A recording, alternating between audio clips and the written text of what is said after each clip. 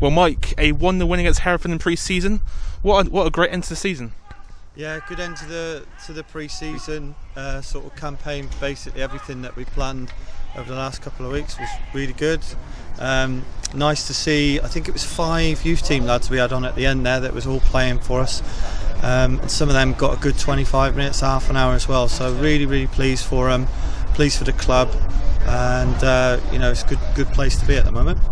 Only one defeat in pre-season against Taunton, but pretty much wins and draws all around. You must be happy with that. Yeah, I am. I will be honest though, I'm not. Even if we'd have lost 4 or 5, I'm looking at people taking on responsibilities and doing what we're asking them to do. So sometimes, I'll look at a game a bit differently to, say, a supporter, the way that they look at it. And I just think that everything we've asked them to do, they've done it. And it would have been easy for us to cancel some of those 10 games that we got, but we just thought that's a good time for us to practice what we want to do. Again today we had 6 or 7 chances first half where really we should have gone in 2-0 up would have been a fair thing by half time, and then by bringing everybody else on in the second half, obviously the team's quite heavily disrupted, but because our squad's going to be 16 this year, we're going to have to use the kids from time to time, which needs must. But I think that's a good thing for the club, because we want to get a couple of people in that are going to go on to possibly make some money for the club by either getting sold on or representing the club for the next 8 or 9 years. That's what we're about as well. So that was pleasing today, because you can see a lot of them. They've got a lot of ability, but physically they ain't quite ready yet. So we've got to be a little bit patient with them. Great goal from Joe Hanks in the first half. Of the second half, he went off with a little injury there. What's the latest on the injury? He got quite badly stamped on as well, so we decided just to take him off straight away, protect him for next week. But he's been fantastic for us. He's been a great summer signing. So we're keen to maybe give him a bit of rest on Tuesday, have a look at him Thursday, and then see whether he'll be okay for Saturday.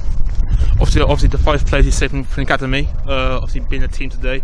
That transition period from the academy to the first team, it's working out pretty well so far. Obviously no in the second half, and you get a goal, and like Nathan Bryan, Landon Golden being on. Yeah, no, they've done really well. We've been pleased with them. We obviously spoke to Joe Sharples before the season started. Said, look, we might need to use a few of your lads throughout the season, which I think that's what we should be doing anyway. So we just need to do a couple more things in Tuesday's session. We were a little bit behind where we wanted to be a couple of weeks ago, but now we feel like we're probably where we should be, and that'll be fitness levels and players' understanding of what we want. It can still all go Pete Tong, and it can. So I am aware of that, but it's just a nice place to be at the moment. So we're nice and confident, and if we play like we did today, and we'll give anybody a game. What's the latest on injuries, like from like Marlon Jackson, Ross Sterling, etc.? I don't want to give too much away, but we've still got 4 that are possibly struggling.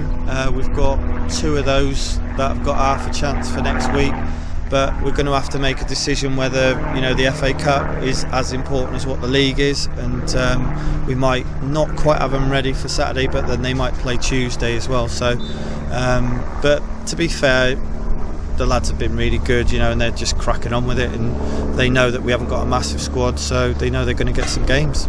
Absolutely.